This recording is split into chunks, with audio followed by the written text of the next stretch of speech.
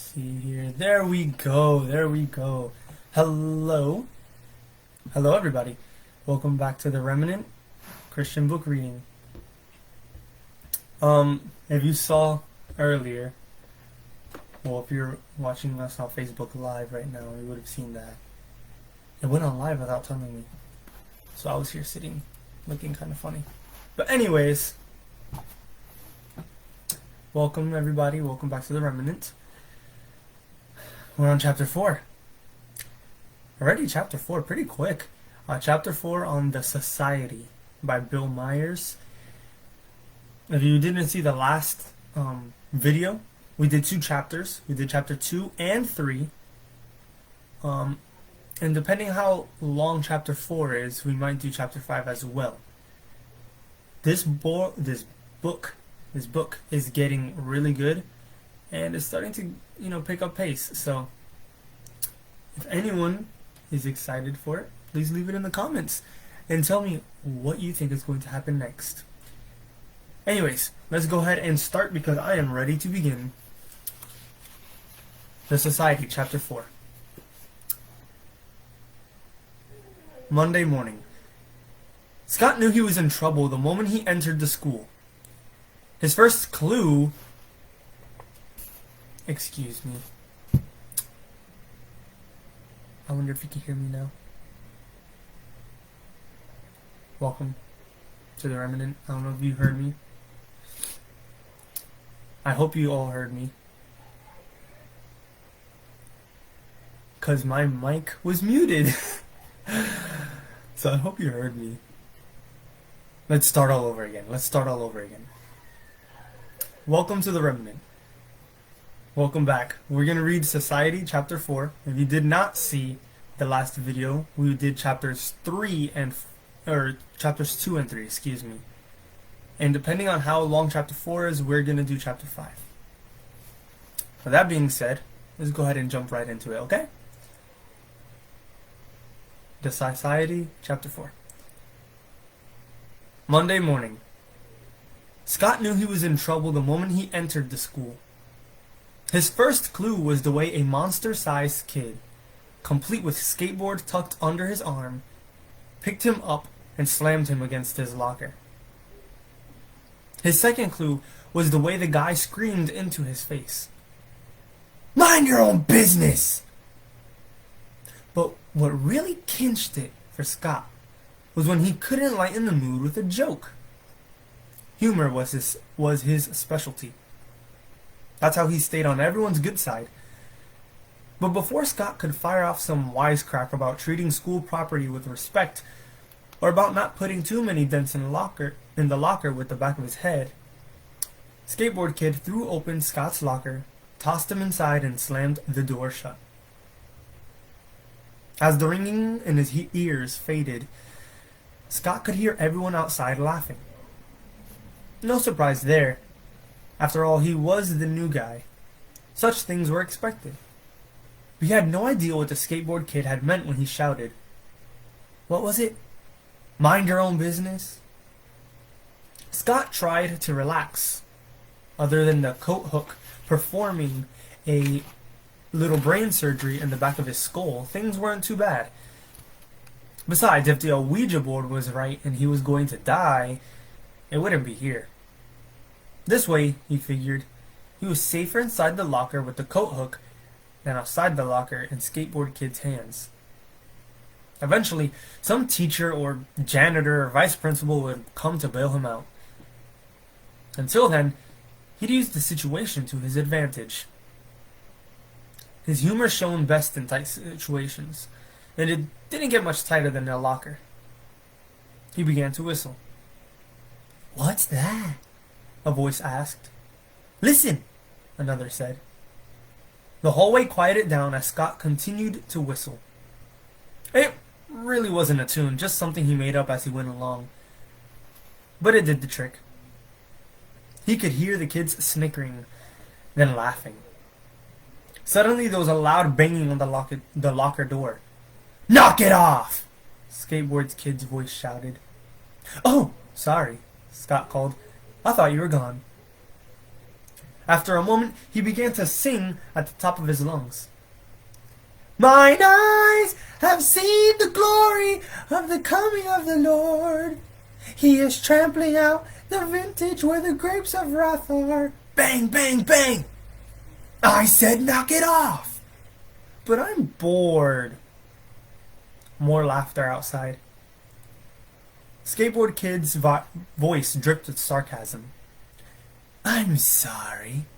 If you find this an inconvenience, perhaps I could get you something. Ah, so the big guy was trying to be clever. Great.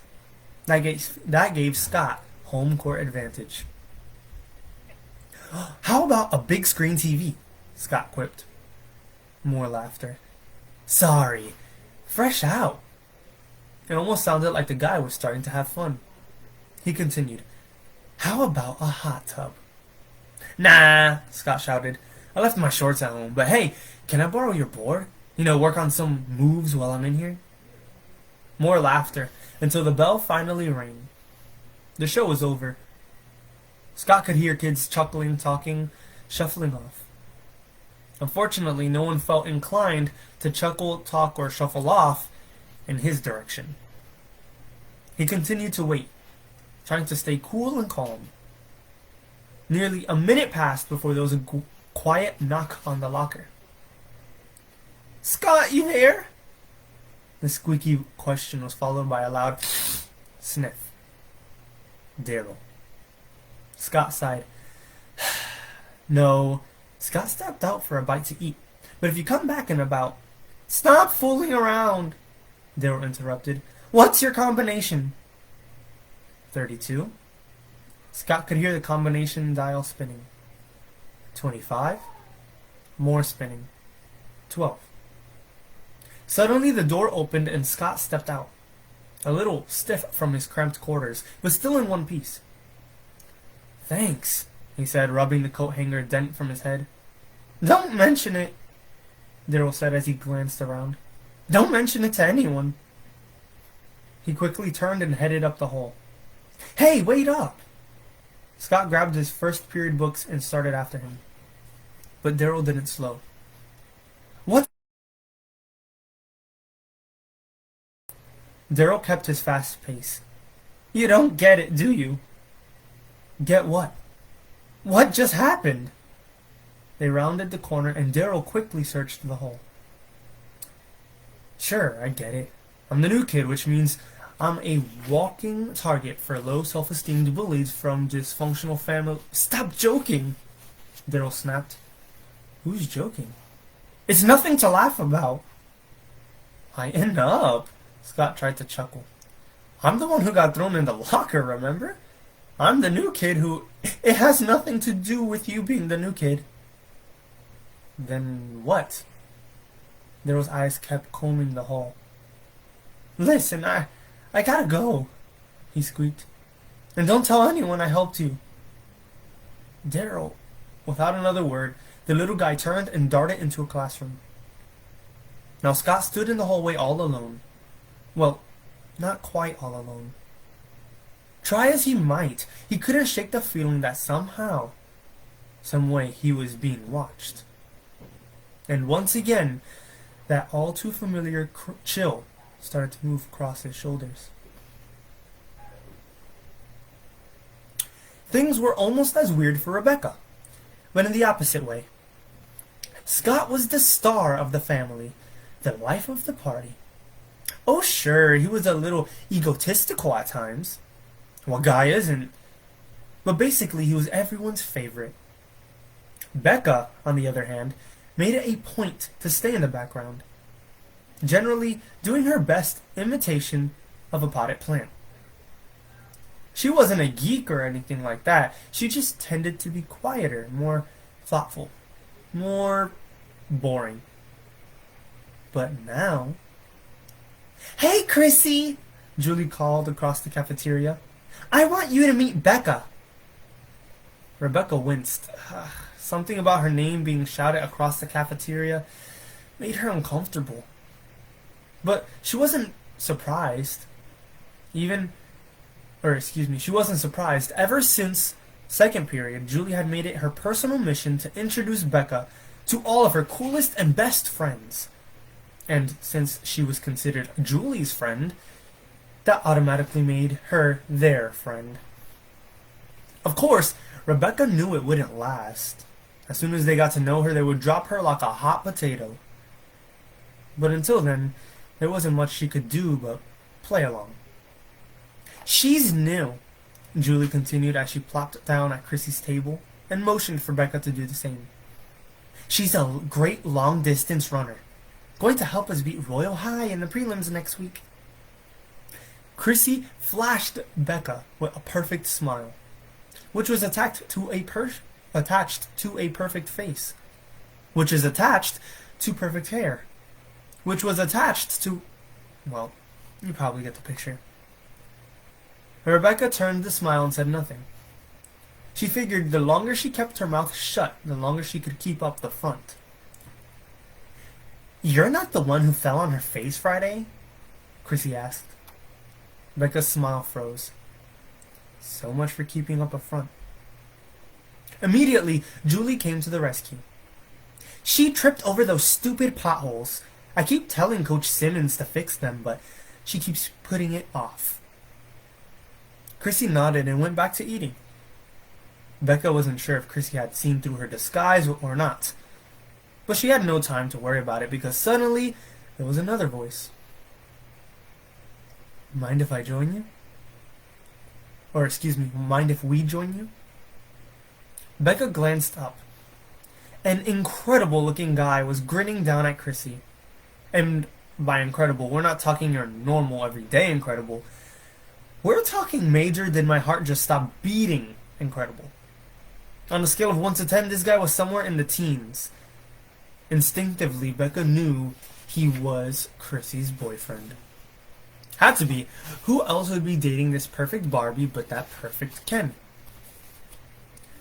"Hi, Philip," Chrissy said, her face beaming as she scooted over to let the guy and his friend squeeze in. Becca looked over to the friend and quickly sucked in her breath. It was the guy with the deep blue eyes. "Hey, Becca," he flashed her a grin. "How you doing?" Rebecca tried to smile. She wasn't sure if she succeeded. She wanted to answer, to say something witty, but it's hard to be witty when you can't find your voice. "Ryan," Julie asked in surprise, "you two know each other?" "Sure do," Ryan said as he reached for the salt. "We're old friends." He gave another smile. "Right, Becca?" Becca smiled back. She could feel her face start to burn and her mouth go dry. She threw another look to Julie, who was fiddling with the pouch around her neck, sliding it back and forth on its leather thong. The pouch. Becca had almost forgotten. But no matter how she tried, she couldn't entirely put it out of her mind. She glanced back to Ryan and froze. Her eyes darted to the other kids. First Chrissy, then Philip. Suddenly she had no appetite. But it wasn't because of Ryan's flirting or Julie's friendliness. It wasn't even because she was sitting with the coolest, most popular group in the cafeteria. Becca could no longer eat because around each of the kids' necks, she saw the same identical leather pouch that Julie wore. It was a California scorcher, 95.4 degrees in the shade, 1,000,000.7 degrees in the sun. No wind from the ocean, no clouds in the sky. It was the type of day to skip class and hit the mall or go to the beach. Definitely not the type of day for a PE class to be playing baseball outside. Then again, PE was taught by Coach Dorsick, a man revered and hated by all. A man who, upon awakening that particular morning, discovered his entire front lawn had been teepeed. A man that knew that if he made everyone suffer in every one of his PE classes, chances were he'd make the more energy than they know what to do with punks suffer too. The score was 3-5. Scott's team trailed. So far, our hero had grounded out, flown out, and struck out. The way he figured it, that was enough outs. Now it was time to try for some hits. As he took the plate, a new pitcher was sent in. Maybe this was Scott's lucky break.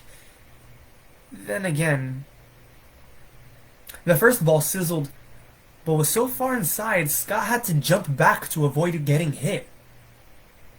Some of the fourth period lunch crowd who were watching from the stands whooped and hollered at the pitcher, but Scott turned back to him and grinned. No hard feelings. The kid was just warming up. The second ball came in faster and even more inside. Scott hit the deck. More whoops and hollers. Scott rose and brushed himself off. This time he did not smile. Instead, he took his position as far back in the batter's box as possible, just to be safe. Pitch 3 smoked across the outside corner for a strike. Pitch 4 was a carbon copy. Figuring the pitcher had finally found his groove, Scott stepped closer to the plate. He didn't remember much after that. He didn't remember taking a couple of practice swings or the ball blazing toward him, and he didn't remember being hit so hard in the head that it cracked his batting helmet. What he did remember was Coach Dorsek kneeling in front of him, holding out his fingers and yelling, "How many do you see? How many do you see?" He also remembered being lifted to his feet and carried toward the nurse's office. And he remembered one other thing. He remembered the Ouija board's threat on his life. By late afternoon, the sun had turned the track into a giant grill. Heat waves rippled and shimmered from its surface, and still the girls ran.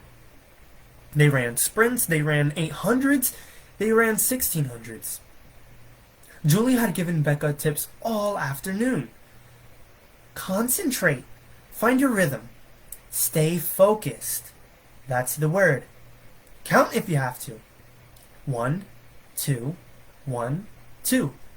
But whatever you do, stay focused. Now they were in their final lap of the mile. Their last lap before hitting the showers. As usual, Julie had taken an early lead. That was her style. She never had a sprint to finish with, so she always took the lead early and kept far enough ahead to hold it, even against Becca's great end sprint. But Becca was no threat to her. Once again, her mind was drifting.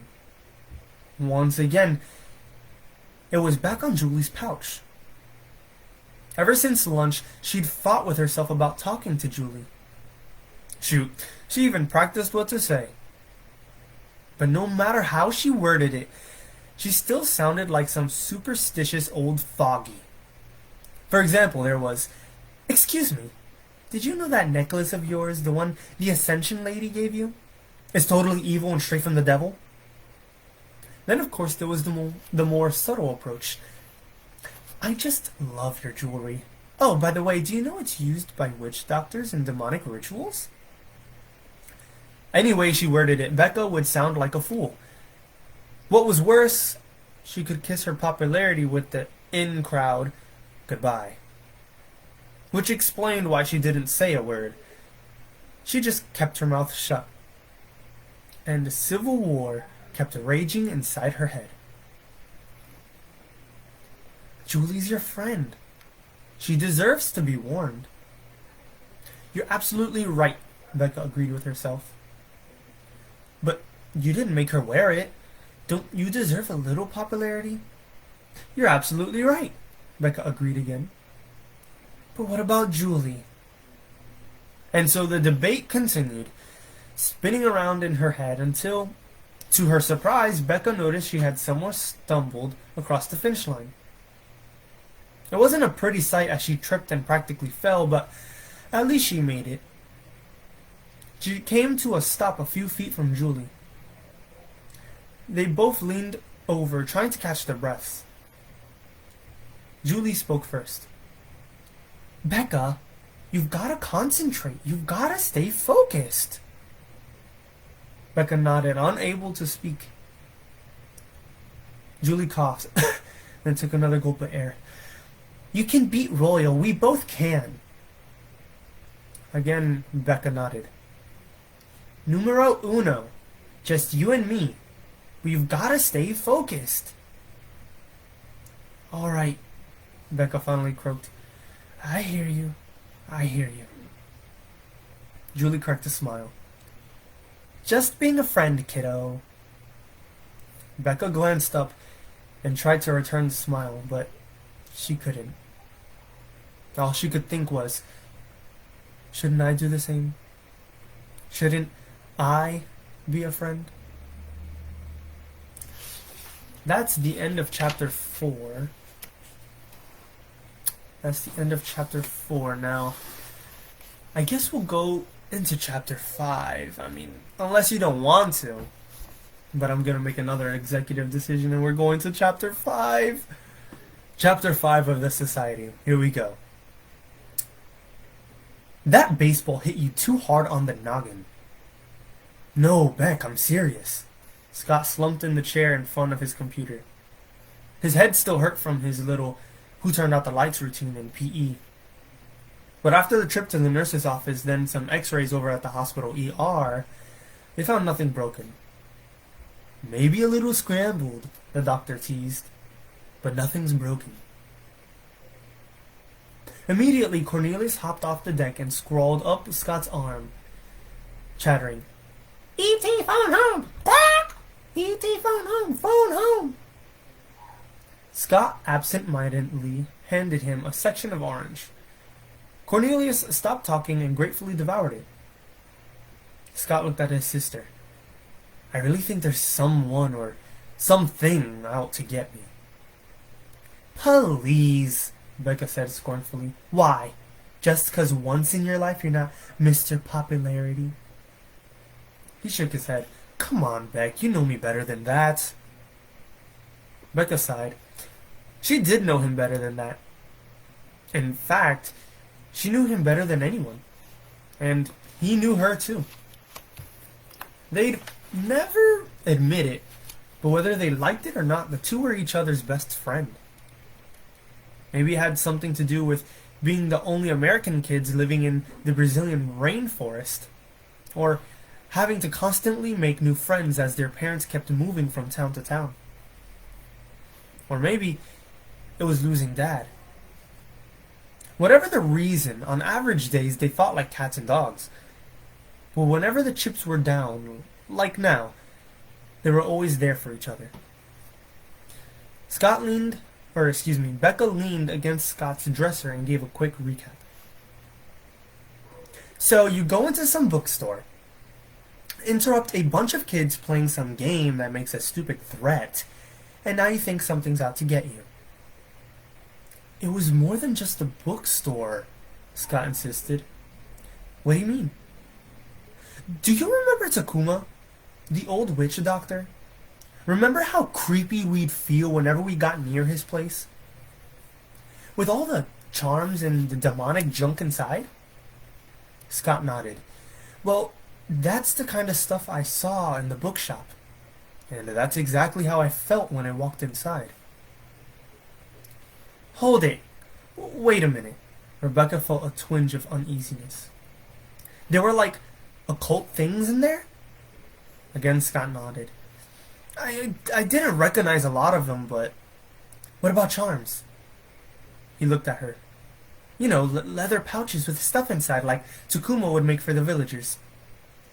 Scott shrugged. I suppose that kind of stuff, yeah. Rebecca slowly sat on his bed. You okay? This bookstore, she said slowly. What was its name? Why? What's just... She cut him off, then drew a slow breath. Do you remember the name? They called it the Ascension Bookshop.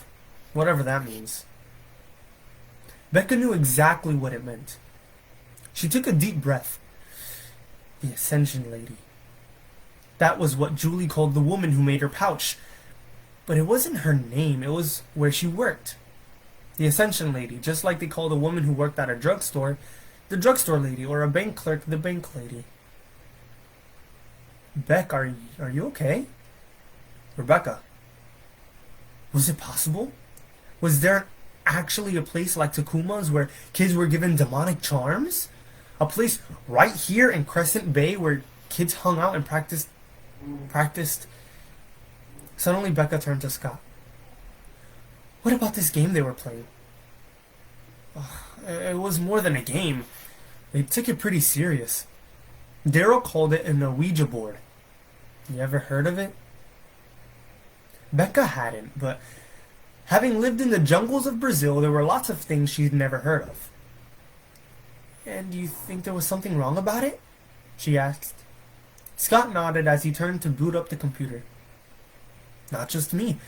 Take a look. He typed a few strokes and clicked the mouse a couple times to bring Z's warning back onto the screen.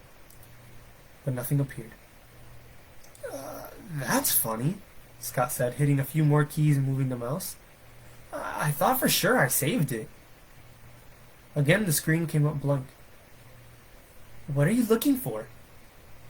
Without a word, Scott entered the Nightlight chat room. There's this guy, Z. I talked to him Saturday night and... He broke off, peering at the screen. Hey, check it out. Rebecca rose to her feet and looked over Scott's shoulder. He had just typed in his password and now the screen read. Hello, new kid. You have a message. Read now. Y or N? Y. Immediately the screen cleared and his message came up. To new kid. From Z. Topic. Ouija boards. That's him, Scott said, pointing to the screen. That's the guy I was telling you about. With a click of the mouse, Scott paged down and the screen read. After our little talk, I did some research. Please read carefully. I will have more soon. Age. Ouija boards have been used in one form or another since about 600 BC. Purpose. To communicate with the dead. Scott and Rebecca exchanged glances. Scott paged down to the next screen. Today's use. Today's version is treated as a toy and sold in many department stores. It is a flat, smooth board with letters and numbers on it. A pointer moves under the hand of the players and spells out answers to questions asked. That's it! Scott exclaimed. That's exactly what they were doing! Shh! Becca scowled. They read on. Does it work?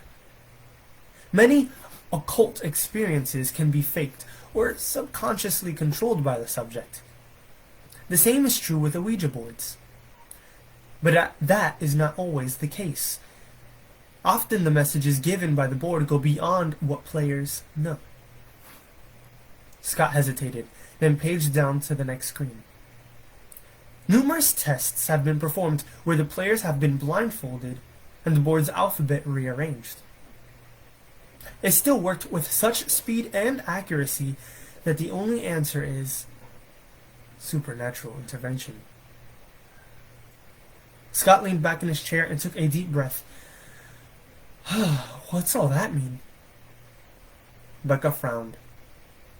If that board's really working, and the kids aren't moving it themselves... She paused, looking at Scott, her eyes serious. It means we're dealing with spirits. Scott's eyes widened. You mean like demons? Rebecca bit her lip and slowly nodded.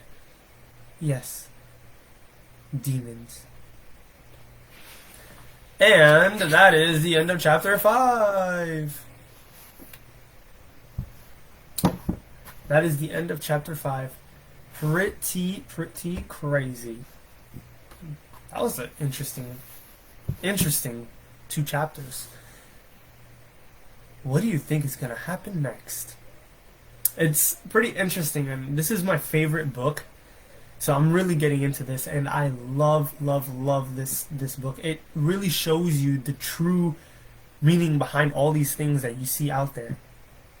For example, like the book said, people do take Ouija boards as just a toy, when really it's a cult and it's calling demons. It's incredible to see how people are so blinded. But if you or anyone you know is thinking, or they are currently playing around with the Ouija boards or things of that sort, be sure to warn them. This is not something that is like a toy. It's something very serious and can kill you even. But we'll read more about that in the book. Anyways, if you done it already, make sure you pray after you listen to this. I forgot to do our prayer before, but yeah. And yes, I do know that the chapters are pretty short. If you remember Eli, the chapters are really long, but these chapters are short. There's 3 books in the first book that I'm reading, if that makes sense. So I believe this book, The Society, has about 12 chapters, and the other 2 right after that have about 10 chapters each. So the chapters are short, but they're like action-packed. So, anyways, I hope you all enjoy. I hope you enjoyed the book. I know I am. And I hope that you're having a great day, great night, and great afternoon, wherever and however you're watching. God bless you. And remember, Jesus loves you. And don't forget that in Ephesians 6:12 it says for us to put on the full armor of God so we can stand against things like this. Anyways, God bless you. And I ask that God continues to give us all discernment. God bless, and have a good rest of your day, night, or afternoon. Bye.